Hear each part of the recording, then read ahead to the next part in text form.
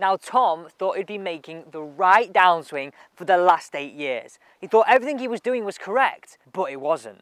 The difference is crazy right here in Tom's downswing. Now this is not just any downswing lesson. I need to show you this analysis right here. So have a look at the top video where he gets to at the top. Now actually, for me, a lot of people's downswings are a product of a bad backswing. Now in Tom's case, look at the first thing you'll notice, very much an overswing. Also, club comes out of his hands, but more importantly, look at the club face right here. Very, very open, hanging down on the left-hand side of the shaft. Whereas, right, if I zoom out, look at the differences right here between the top of the backswing on the top video and the top of the backswing on the bottom video. Totally different. But wait till I show you this downswing now. I'm going to share with you this entire lesson, and I know it will benefit you as well as it's benefited Tom. Look at this over-the-top move, almost going through his neckline, whereas watch this right now. Boom. I mean, them right there, this to this is crazy different. Let me share with you the process, and then it'll shock you the way in which I go about this. But I do it this way so it lasts. Where so many of us go wrong is, when we think about downswing, all we do is work on the downswing element. Wrong. The first place I started with Tom was just understanding the correlation of ball position on setup, but also on arc. So, if I put my ball really far forward, this will promote my right arm above my left at address and a more out to in space. Not something we want at all. Whereas if I move it really far back, look how now my right hand and my right arm gets under my left easier, and now I can really promote a more into out path. Now, with 6-iron, like I've got in my hand here, we want our ball position to be not sort of too far forward. I would say roughly 2 grip widths from the centre of our sternum. So we've sort of got a great combo between allowing us to get the inside arc, allowing our right elbow to get underneath. Now, look at this from Tom live from the lesson. Put your left toe on that line, right toe similar to that line.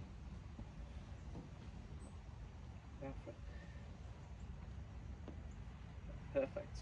Now, address that ball for me. That's going to help, isn't it? Yeah. Like if I put keep your hands on. If I move your ball back here, keep going, keep going. Now, where's your right arm in relation to your left? Behind, isn't it? Yeah. So you can see the correlation. If you get the ball too far forward, that's going to really hinder that. Right. Just keep it pointing at the ball for as long as you can. Perfect. Feel exaggerated, that, does it? Yeah. Two more reps. Feels like almost, you know, trying to get like the left arm forward. Good. One more rep. Now, you eagle-eyed viewers will have also seen in that live lesson clip, I had actually placed a pipe cleaner on Tom's golf club, just like this. Now, I actually didn't know they were called a pipe cleaner, but I found them on Amazon. You can literally get like 100 for a $5.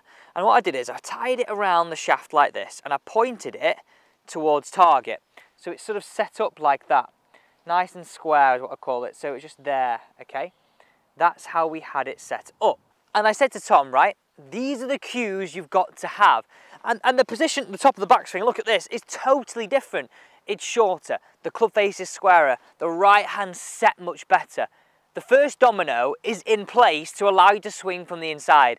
I can assure you, why Tom was going wrong, if my face always points open, I'm always going to swing left to counteract that, because the worst thing you could ever do, if you don't get this part right, is try and swing from the inside. So the visual cues I said to Tom, and we kept this on here for countless shots, right? That's to sort of reposition it slightly, but countless shots is point it at the ball for as long as you can, point it to the sky. Now look at the difference in the position. This is just mimicking exactly what I was showing Tom. Now we broke it down into 2 little stages to begin with, and I'd say for you to start with, practice it in 2 stages. But really, hopefully, in the end, you can just go, okay, point it to the sky. Boom.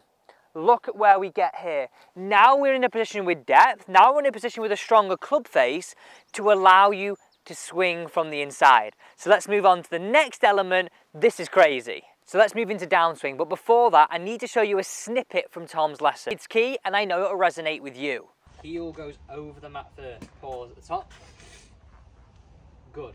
Okay, so from here, your move, as I said last time, is chest first, right? So start again, back to the ball, all the way to top and stop. Good, perfect. So we're going to keep your left shoulder at the ball, I want your arms to drop. Good, start to close the club face as you do that. Good, now swing the chest in, brilliant. Down here. Different, right? Yeah. So remember, don't forget those backswing cues and those setup cues, they're really key. But you'll have seen me in that lesson holding Tom's shoulders to really force and listen to the words that I'm saying right here. Pipe cleaner to the ground and arms drop, keeping our shoulders in this position. And you can really see Tom honing that skill right there. Now the first few that he did, it was out here, but it's all right. He's trying to make a change in the golf swing. It's hard to make a change. But we did get to the point where we're going to now hit some shots. I want you to work it in this way. You're going to adjust your golf ball, and I want you to think about it in gears. Gear 5 being your fastest, Gear 1 being your slowest. We're going to hit in Gear 3. It really gives you a chance of feeling the motion and feeling what you're trying to integrate into your golf swing without it happening in a blur. So this is what I'd sort of put down as Gear 3. Watch this. So I'm really going to try and feel, boom, my left shoulder staying there at the ball, pipe cleaning to the ground, arms dropping. That space, Gear 3. Look at the shape I just hit on that. A tiny little draw. Yes, it's off a T-peg. Yes, it's with an iron, but I've got to start somewhere to integrate this difference into the swing. So if you've got 25 balls in your session, I want you to hit at least 20 in Gear 3. Again, let me just hit another one like that. Reposition this, get it out there, to the ground, to the sky, to the ground, boom. These are the feels. So when you feel more comfortable, take your pipe cleaner off, and it's like, oh, look at that strike. I mean, that seriously felt effortless. That is the exact lesson I showed Tom. He'd been going wrong for years, but after a little bit of encouragement of keep the shoulders there, arms drop, pipe cleaner to the ground, it was different class. But also, don't forget those first few points of backswing, because if you don't get them right, wow, game over. Now remember, if you want your swing analysed just like Tom, it's dead easy. Subscribe, turn the bell, send your swings to this email right here, plus a little bit of info about your game.